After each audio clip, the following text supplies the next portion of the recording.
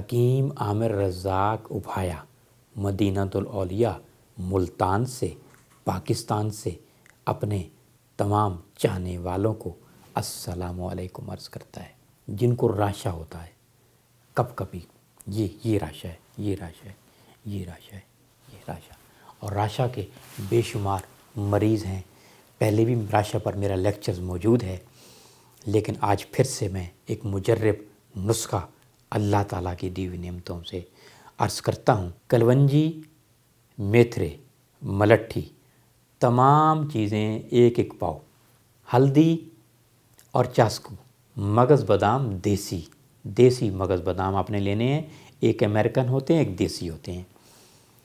چنے بھنے ہوئے، یہ دونوں چیزیں مغز بادام اور چنے دونوں چیزیں آدھا آدھا پاؤ، اس کا صفوفہ بنا لیں، اور ایک چمچ صبح، ایک دوپہر، ایک شام کو لیجئے۔ انشاءاللہ آپ کو بہت جلد شفا ہوگی۔